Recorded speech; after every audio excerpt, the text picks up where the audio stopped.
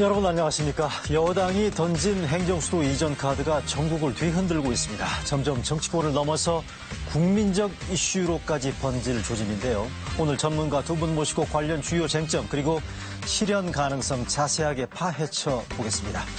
오늘 이루어진다 라이브에는 최기영 과기부 장관도 나옵니다. 과학기술과 정보통신 분야 현안들에 대한 친절한 설명 기대해 보겠습니다. 먼저 행정수도 이전을 둘러싼 정치권 상황을 정리한 영상부터 함께 보시겠습니다.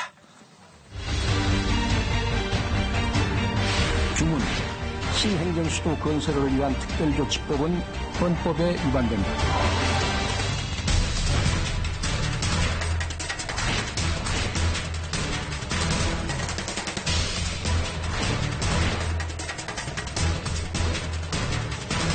국회가 통째로 세종시로 이전해야 합니다.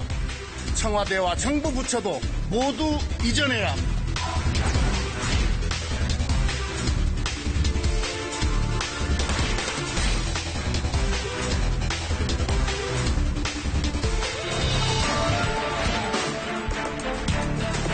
대통령의 지지율이 급락하니까 급기야 내놓은 제안이라는 것이 뭐냐면 수도를 세종시로 옮기겠다는 과연 이것이 정상적인 정부의 정책으로 내놓을 수 있는 것이냐.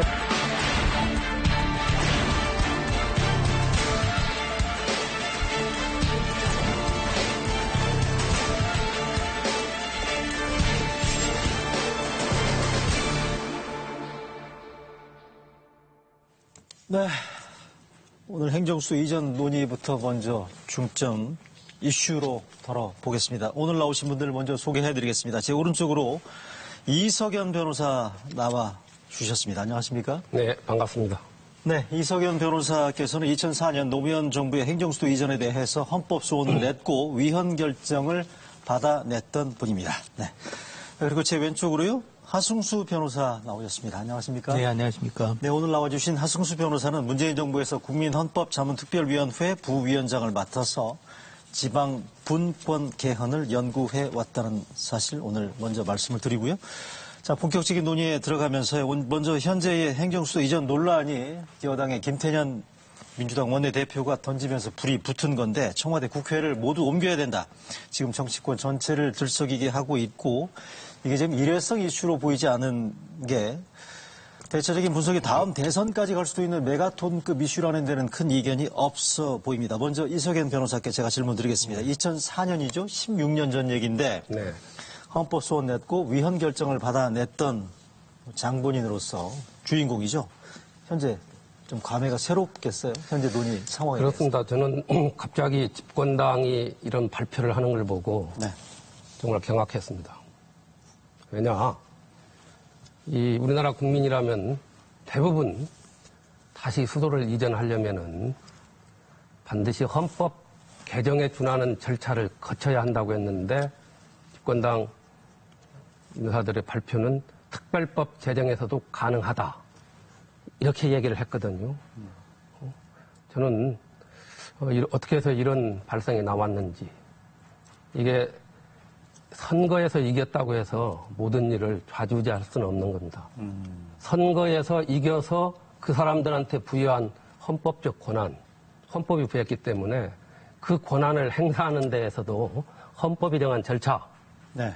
국민적 합의 또는 참여의 어떤 기획인 등을 실현하는 가운데서 이루어져야 하기 때문에 그런 절차를 안 거치고 네. 이렇게 하는 것을 보고 네. 야, 또다시 봐야 흐르. 헌법의 순환 시대가 도래하지 않았느냐. 그리고 법치주의의 일방 통행식 강요가 또 이루어지지 않았느냐. 쌍방 통행이 아닌 네네. 권한을 행사하는 측에서만 네. 그런 어떤 이 자신들의 헌법적 권리를 주장하고 그것을 예.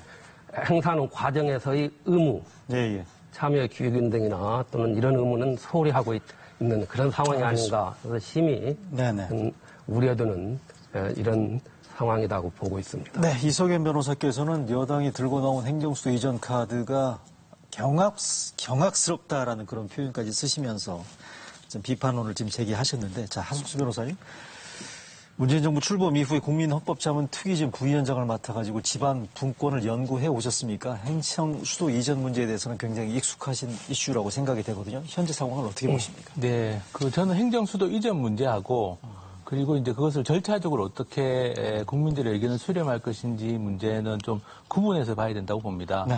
그래서 행정수도 이전 같은 경우는 사실 1977년에 박정희 정권 시절에 그 당시에도 이미 법률 하나 만들었었습니다. 그 임시 행정수도 건설에 관한 특별조치법이라고 해가지고 1977년 박정희 정권 시절부터 이제 그때 추진됐던 사안이고요.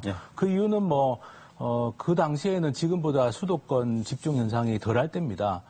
전체 인구의 한 30%대 정도가 수도권에 거주할 당시인데 그럴 때도 이게 너무 수도권이 과밀하다라는 문제의식 때문에 이 행정수도 이전이 추진이 됐었고 그게 이제 2002년에 노무현 전 대통령 당선되면서 이제 본격화됐던 겁니다. 그래서 행정수도 이전은 상당히 오래된 어떻게 보면 40년 이상이 된 국가적 과제다 이렇게 좀 보고요. 그것을 이제 절차적으로 구현하는 방법으로는 저도 이석연 변호사님 말씀하신 취지에 어느 정도 공감하는 것이 이게 국회에서 입법을 통해서 해결하기보다는 헌법 개정을 통해서 해결하는 게 저는 일종의 전공법이라고 보고 원래 문재인 대통령 공약도 이 개헌을 할 때 수도에 관한 사항을 반영하기로 돼 있었습니다. 그래서 저는 약간 이제 행정수도 이전 자체는 좀 국가적 과제라는 걸 인정하고 그것을 절차적으로 실현하려고 할 때 어떻게 국민 의견을 수렴할 것인지 이 두 가지 문제를 좀 구분해서 봤으면 하는 생각입니다. 자, 그러니까 오늘 이 부분에 대해서는 그러니까 이 행정수도 이전 논의가 제기된 정치적인 배경이나 이런 부분들에 대해서는 정치권에 일단 맡기고요. 오늘은 이 부분들에 대해서는 절차적인 부분들, 법률적인 부분들, 그다음에 역사적인 부분들, 당위성 부분들에 대해서 좀 논의를 집중할까 하는데요. 하승수 변호사께서 방금 말씀하신 것처럼 이 40년간 무르익었던 국가적인 과제이자 논의였다라는 이런 부분들이고요. 이석인 변호사께서 보시기에 2004년하고 비교했을 때 논의 구조나 배경이나 여건 같은 게 좀 변화됐다고 보십니까? 여론을 조사해 보게 되면 행정수도 이전에 대해서 찬성 여론이 좀 더 나온다는 그런 그 분위기도 지금 감지가 되고 있거든요. 어떻게 보십니까? 저는 여론은 그렇게 중요치 않다. 여론이라는 것은 적당히 자극하고 편가르게 하면 얼마든지 변동이 있기 때문에 여론은 그렇게 의미가 없고 이런 과제를 다수결이나 여론으로 해결한다. 그걸 들어가지고 지금 여론이 어떻게 되는지는 정확한 여론은 아직 지금 밝혀지지 않았고 또 그런 걸로 대처할 상황은 아니다 이렇게 봅니다만은 먼저 이 논의의 핵심 관련은 저는 용어 정의부터 우리가 해야 한다고 봅니다. 용어 정리. 그러니까 행정수도 이전과 수도 이전은 엄격히 구분되어야 합니다. 이 행정수도라는 것은 이 대통령을 수반으로 하는 정부가 소재하고 있는 것이 행정수도입니다. 그리고 거기에 이제 입법부하고 사법부 최고기관이 같이 있으면 그건 수도입니다. 따라서 지금 입법부와 행정부 청와대를 같이 옮기는 것은 이건 행정수도 이전이 아니라 수도를 옮기는 거야말로 천도입니다. 이 천도를 행정수도로 이렇게 표현하는 것은 자칫 국민한테 혼선을 줄 수 있고 또 여론을 호도할 수 있는 이런 것도 있기 때문에 지금 논의되는 것은 행정수도가 아닙니다. 천도입니다. 그러니까 국회하고 청와대를 옮기는 거는 행정수도 이전이 아닌 천도라는 말씀이시죠? 그렇기 때문에 수도 이전이라는 표현을 해야 하는데 지금 계속 그렇게 나오고 아까 하 변호사께서 박정희 정권 말기에 이게 나왔다고 그러는데 그 당시에도 핵심이 이겁니다. 통일될 때까지 행정부 기능을 정부 기능을 남쪽으로 옮기겠다. 이때도 명백히 정부 기능, 집행부를 옮긴다고 그랬습니다. 천도 그 자체를 표현한 건 아니기 때문에 그런 의미에서 용어 정리부터 일단은 그렇게 하고 지금 위헌 결정이 나온 지가 16년이 됐습니다만은 그 안에 우리 사회가 그 판례를 바꿀 만큼 급속스러운 변화는 저는 없었다고 봅니다. 변호사님 어떻게 보십니까? 저는 그렇게 봅니다. 두 가지 질문 드리겠습니다. 용어 정리가 필요하다는 거고 행정수도 이전이 아닌 천도가 돼야 된다라고 말씀하시는 거고요. 또 하나 두 번째가 16년이 지났습니다만 2004년 헌재 위헌 결정 이후에 변화된 거는 별로 없다라고 지금 이석연 변호사께서 말씀하셨는데.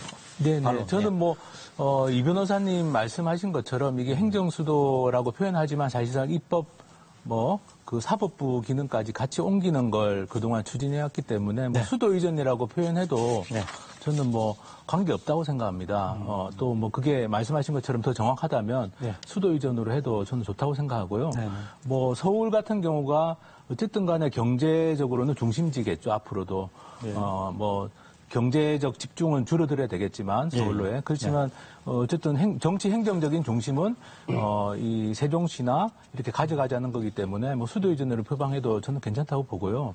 그리고 이게 이제 왜 지금 중요하냐면은 사실은 작년 12월 올해 1월 들어오면서 서울, 경기, 인천권이죠. 수도권의 인구가 절반을 넘어섰습니다. 그러니까 국토 면적 12%가 안 되는 수도권에 지금 인구의 절반이 살고 있고 반대로 말하면 나머지 88%의 지역에 인구의 절반이 살고 있는, 절반도 안 되는 인구가 살고 있는.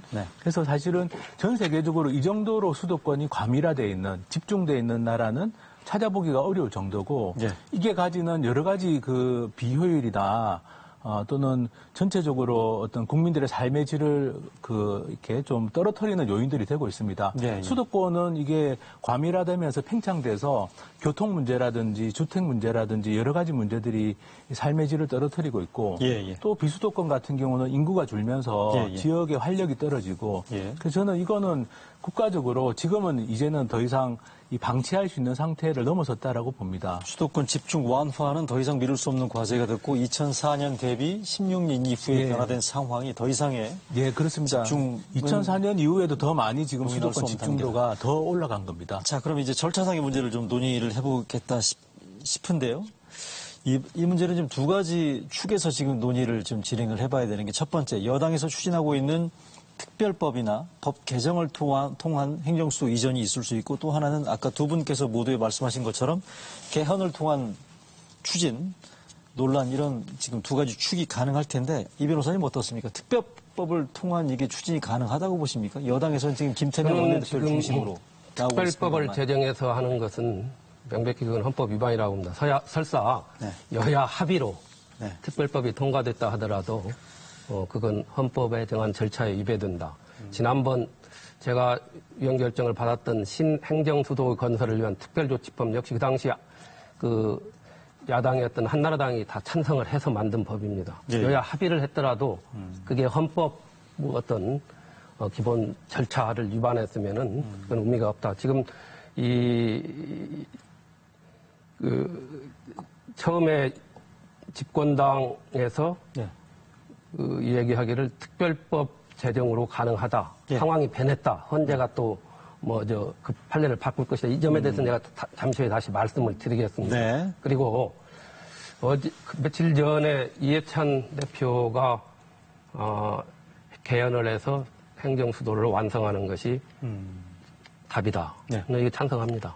다만 잠깐만요.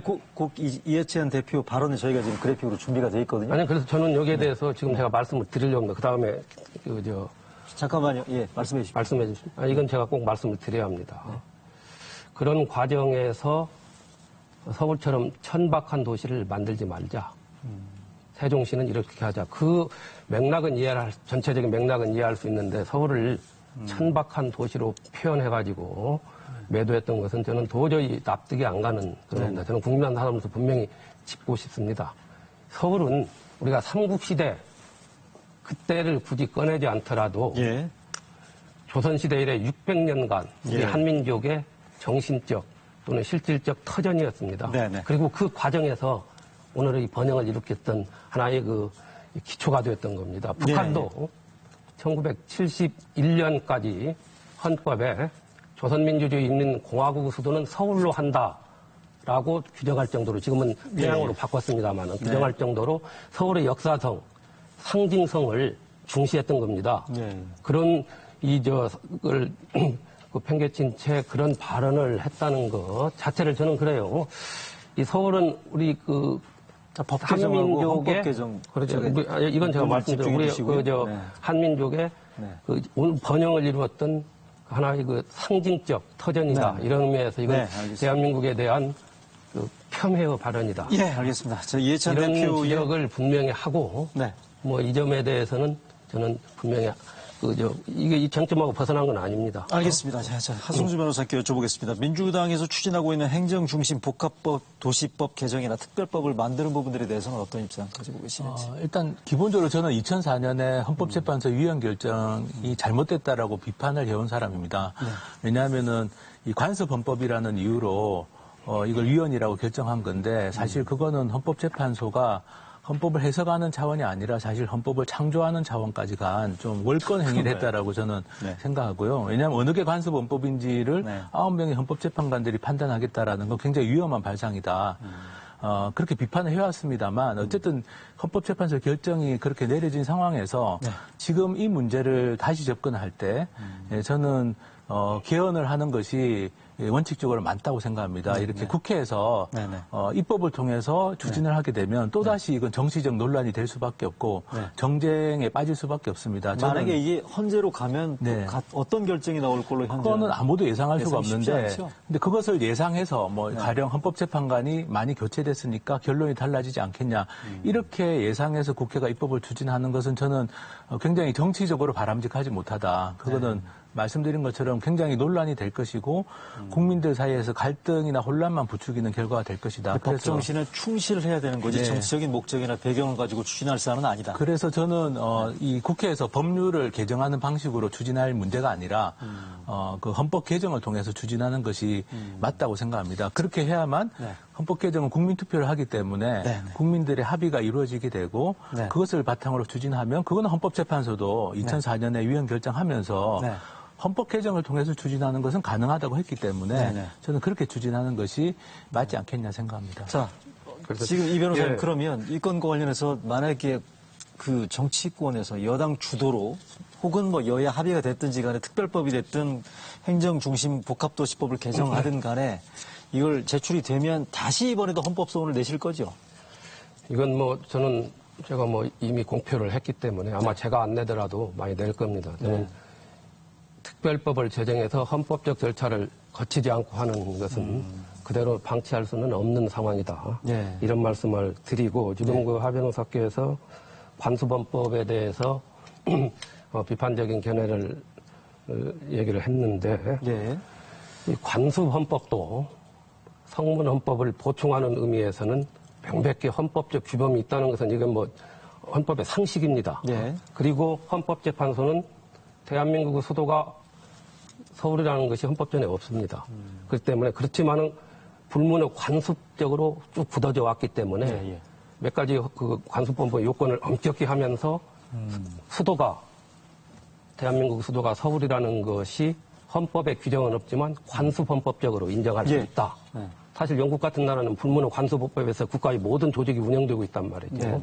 그래서 저는 이 헌법재판소의 이 판단은 국민의 기본권을 관습헌법상으로까지 확대한 획기적인 판단. 이건 독일에서도 제가 직접 독일 그 헌법 관계자한테 들었던 내용입니다. 자, 이번에는 어떨 거라고 보죠? 그래서 이번에 거기서 학문적으로 헌재 판례를 비판하는 거하고 국가기관이 거기에 반드시 따라야 한다는 이 헌법적 기속력하고는 구분이 돼야 한다. 이런 말씀을 드리고 이번에 저는 헌법재판소로 다시 갈 수는 있어요. 그리고 헌법재판소가 그 판례를 이론상으로는 뒤집을 수도 있어요. 저도 이건 인정을 합니다. 그러나 저는 두 가지 이유로서 사실상 어려울 것이다. 첫째, 헌재가 이번에도 위헌 결정을 내릴 거다. 아니, 그러니까요. 그렇죠. 저는 이렇게 봅니다. 그러니까요. 첫째 이유는 이 헌법재판소가 판례를 그동안 변경한 것을 보면은 합헌 결정을 했던 것을 위헌으로 판례를 변경한 것은 꽤 있습니다. 예컨대 간통죄라든가 또는 그 이른바 양심적 병역 거부자들에 대한 병역법 규정. 그런데 일단 위헌으로 폐지된 법률을 다시 복구해가지고 합헌 결정을 한 예는 없다. 그렇습니까? 그리고 제가 찾아본 세계 헌법 재판 사상에서도 아직까지 예를 발견하지 못했다. 알겠습니다. 그리고 아까도 말씀드린 16년간 변경 사유가 그렇게 없었다. 이번 것은 어떻게 보면은 상당히 이 부동산 투기라든가 이런 어떤 이걸 회피하기 위한 수단이었기 때문에 그리고 또 하나는 가장 중요한 겁니다만 만약 헌법재판소가 다시 이것을 그 판례를 뒤엎어가지고 합헌 결정을 한다면은 가장 중요한 헌법재판소의 기능 권력의 독선을 막고 그리고 이 알겠습니다. 정략적 국정 운영에 대한 헌법적 통제가 네. 사라질 수밖에 없다. 그렇기 때문에 이것은 만약에 헌법재판소에 대한 신뢰가 떨어질 뿐만 아니라 자칫 잘못하면은 네. 바이마르 헌법을 알겠습니다. 그 사문화시켰던 이 1933년도 독일의 수권법과 같은 그런 그것을 상상할 수 있을 정도로 예. 저는 그 헌법적 통제에서 헌재가 발을 빼는 거나 다름이 없다. 이런 말씀. 네네. 이석유 변호사께서 지금 계속해서 그 강조해 오신 2004년 헌법 소원 결과 헌법재판소의 위헌 결정 혹시 관련 내용 준비되어 있습니까? 뭐 보여드리면서 설명드리는 게 조금 이해를 좀 도울 수 있을 것 같긴 한데요. 헌법재판소 신행정수도 이전 특별법에 대한 위헌 결정의 경우에 재판관 8대1로 위헌 결정이 났어요. 그리고 수도가 서울이라는 것은 관습헌법이며 수도 이전은 헌법 개정 사안이다. 국회가 이를 지키지 않아서 국민 투표권을 침해했다라는 게 2004년 헌재의 결정문 취지인데요. 하 변호사님, 그러면 지금 뭐 일관되게 헌법 개정 사안이라고 말씀하시고 계시는데요. 그러면 이게 지금 그 내후년에 지금 대선도 지금 예정이 돼 있고요. 차후에 여러 가지 정치 일정 등을 감안했을 때 이게 지금 개헌을 통해서 행정수도 이전이 달성하기 위해서 21대 국회에서 이게 실현 가능성을 저희가 좀 따져보고 싶은데 어떻게 보십니까, 지금? 예, 얼마 전에 그 박병석 국회의장께서도 말씀하셨는데 내년까지가 개헌을 하는데 최적기다. 왜냐하면 20대 국회에서 헌법 개정 특위가 국회에서 만들어져 가지고 개헌 논의를 1년 이상 했었습니다. 네. 그리고 2018년 3월에 대통령께서도 개헌안을 발의한 적도 있고 네. 그 사실은 87년 이후에 그래도 이 정도로 개헌 논의를 쭉 꾸준히 밀도 있게 해온 적이 없었습니다. 그런데 지금 또 개헌을 못하면 그러면 한참 또 개헌 시기가 뒤로 미쳐지게 되는데 그런데 사실 1987년으로부터 지금까지 벌써 33년이라는 긴 시간이 경과를 했고 이제는 헌법 개정을 할 때가 됐다는 것은 상당한 공감대가 있는 걸로 확인됩니다. 네네. 그리고 또 이번에 마침 또 수도 이전, 행정 수도 이전 문제도 나왔기 때문에 네네. 저는 좀 이미 그동안 상당히 많은 논의가 있었고 네. 좀 압축적으로 논의를 진행을 하고 또 국민들 의견도 당연히 수렴을 해야 되겠죠. 근데 압축적인 논의가 가능할까라는 생각이 드는 게 잠깐만요. 저기 헌법 개정 절차에 대한 그래픽 화면 준비돼 있죠? 그거 보면서 제가 하 변호사님 설명을 좀 계속 듣고 싶은데. 네. 헌법 개정 절차 개헌이죠, 그러니까요. 국회 제적 과반 또는 대통령이 발의를 하면 제적 3분의 2가 찬성을 해야 됩니다. 그러니까 300명의 국회 제적 가운데 200명 이상이 찬성을 해야 된다는 거고요. 의결 뒤 30일 이내에 국민투표를 시행을 해야 된다라는 게 현재 개헌 절차인데, 하 변호사님, 그러면 저게 지금 공론화 작업 절차가 또 필요하고요. 국회에서 논의 과정, 여론을 숙성하는 과정 등등을 감안하게 되면 21대 국회 전반기, 그러니까 대선 전에 이 부분들에 대한 논의가 가능할 건지에 대한 현실적인 타당성을 제가 여쭤보는 겁니다. 예, 저는 하반기 국회에서 이 논의를 해나가고 사실 쟁점은 좁혀져 있습니다. 가령 권력구조 개편과 관련해서도 몇 가지 대안으로 국회 개헌특위의 자문위원회가 있었거든요. 예. 여러 전문가들이 참여한 자문위원회에서도 쟁점을 좁혀놓은 상태고 예. 그래서 그것을 바탕으로 국회 논의는 국회 논의대로 가고 국민들 의견 수렴하는 것은 그대로 가고 그렇게 가면은 저는 내년에 개헌하는 것은 충분히 가능하다고 보고 보십니까? 사실은 개헌을 뭐 이게 쟁점이 있을 때 이것을 쟁점이 있다는 이유로 뒤로 미루면 한정없이 미뤄집니다. 네네. 그렇지만 쟁점이 좁혀져 있다면 거기에 대해서 집중적인 공론화나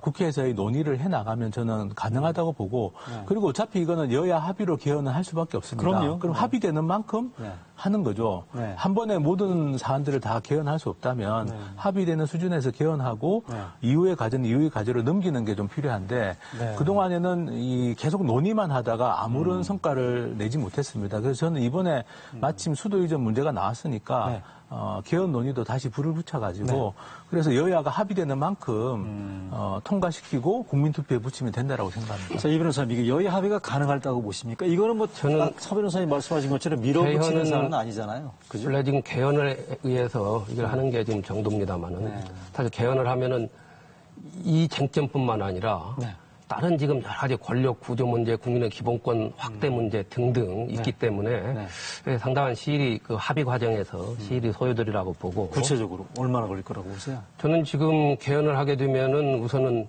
논의에 착수한다 해도 논의에 착수한다 해도 저는 아무리 빨리 진행된다 하더라도 저는 100일 이상은 걸린다. 100일 이상. 완전히 물리적으로. 그렇지만은 개헌안이 발의되기까지 100일이 걸린다는 말씀이시잖아요. 개헌안에 대한 합의도 아직 안 돼 있어요. 정부에서 2년 전에 냈던 그 개헌안은 그건 국민들하고는 관련 없이 일방적으로 낸 거예요.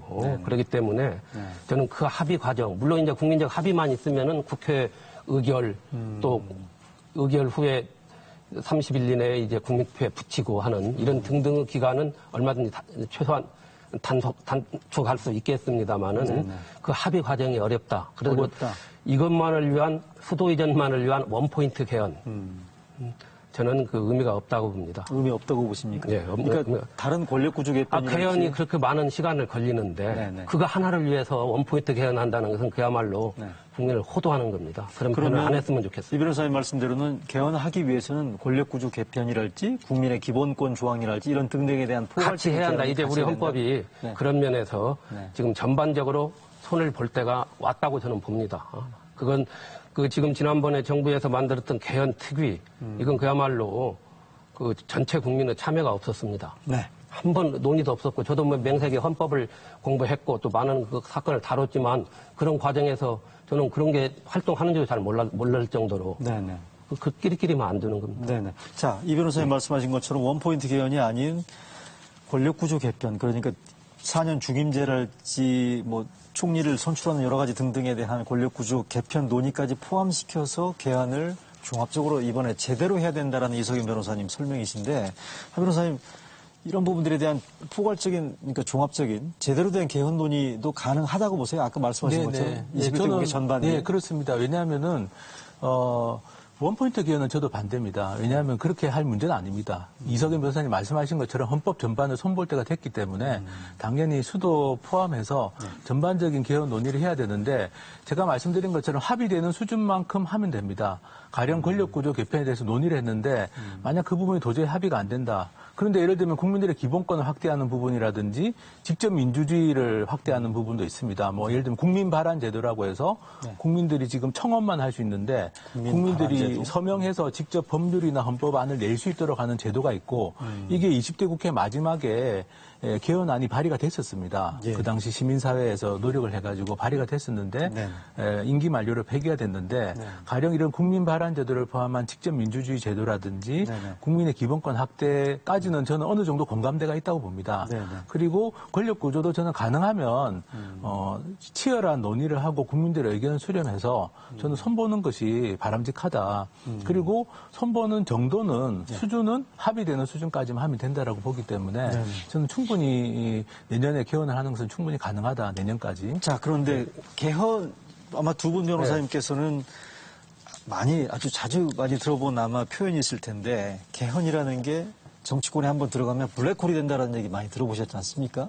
그러니까 이게 모든 논의를 다 빨아들인다는 그런 취지에서 이런 얘기들이 나오는데 제 얘기는 무슨 말씀이냐면 지금 이게 개헌 논의, 권력 구조까지 논의를 하게 되면 지금 국가적인 여러 어려운 어젠다랄지 말씀하신 것처럼 경제 문제나 외교 문제 이런 부분들에 대한 현안들이 다 개헌에 지금 다 빨려 들어갈 가능성, 이건 또 다르게 봐야 될 문제 아닌가요? 어떻게 그렇습니다. 보십니까? 아니, 그건 맞는 말씀입니다. 그런데 그러면 수도 이전이 지금 그렇게 국가적으로 시급한 현안이고 모든 문제를 제쳐놓고 그걸 할 상황입니까? 그건 삼척동자도 아니다고 그럴 겁니다. 그래서 지금 말씀하신 내용은 저는 수도 이전만을 위한 개헌은 그야말로 정략적이고 이 정권의 실패를 다른 데로 돌리려나, 이거 제가 정치적인 표현이 아닙니다. 이거 국민들의 뜻입니다. 그렇기 때문에 제가 그런 말씀을 드렸고, 그래서 저는 지금 이제 시간이 많이 지났기 때문에, 그래서 어떤 식으로 해결하는 것이 바람직하냐, 헌법적으로. 헌법적 어떤 문제점을 해소하는 것은 가장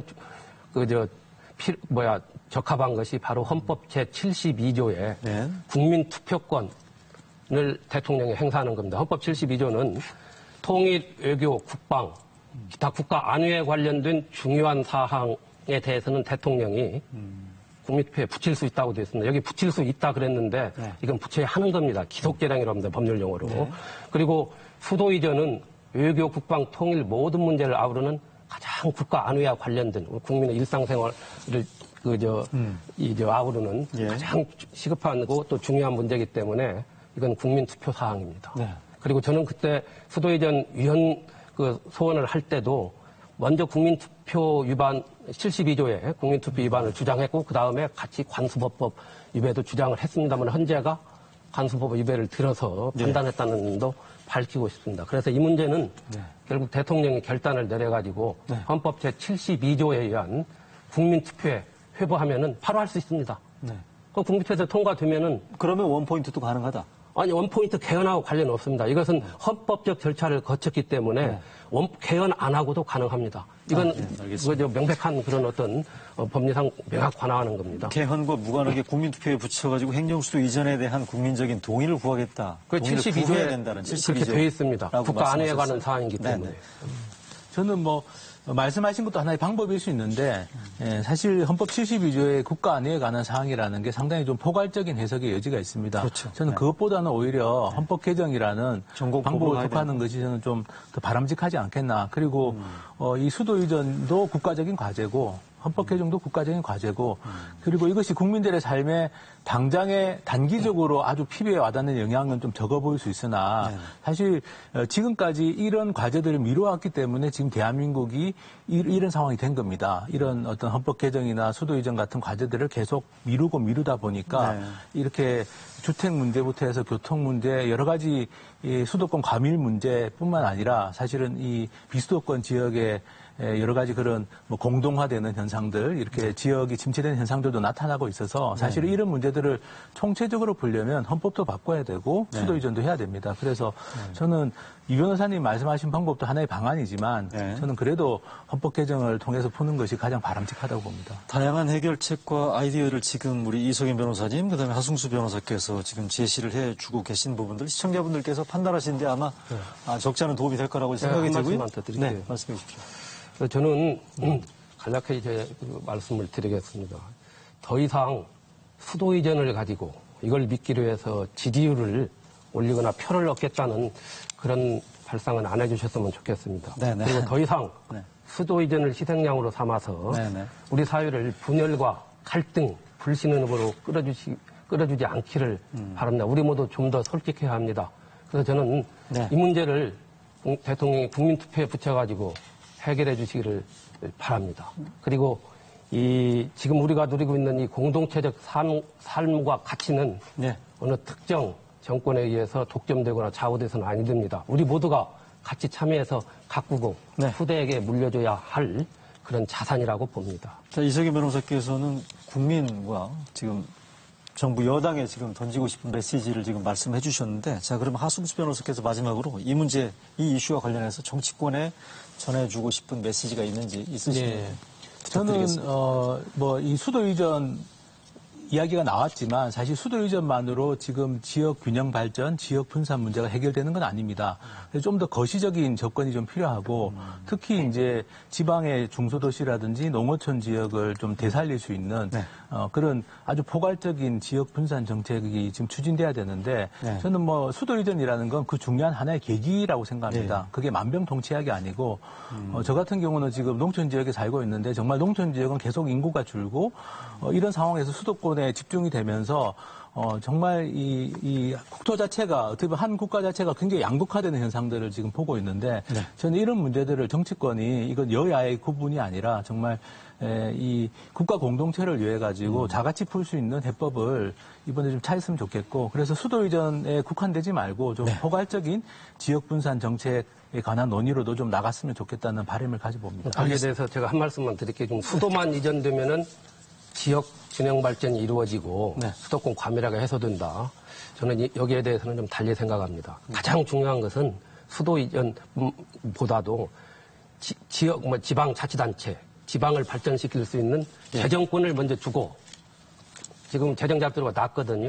그 다음에 실질적인 권한을 줘야 합니다. 수도만 이전돼서는 결코 그 의미가 없기 때문에 헌법에 분권형 개헌 필요합니다. 그래서 지방분권 총회에서도 말씀하신 것처럼 개헌도 필요하고 이참에 차라리 이런 이야기가 나온 참에 정말 지방분권 지역 균형 발전에 관해서 아주 본격적인 논의가 되었으면 좋겠습니다. 저도 뭐 대찬성이고 논의의 광장에 그런 걸 먼저 올려야 한다는 겁니다. 알겠습니다. 하여간 오늘 두 분 말씀이 이게 소모적인 정치 공방 대신에 진정으로 국가 미래를 위한 건설적인 대안을 제시하는 생산적인 기회 내지는 아이디어의 제공의 장이 됐으면 하는 좋겠다는 바람을 갖고요. 오늘 두 분 말씀 잘 들었습니다. 네, 고맙습니다. 네, 이어서 최기영 과학기술정보통신부 장관과 대담을 이어가겠습니다. 잠시 빅데이터 분석으로 정리한 지난 한 주의 주요 이슈 잠시 보시겠습니다.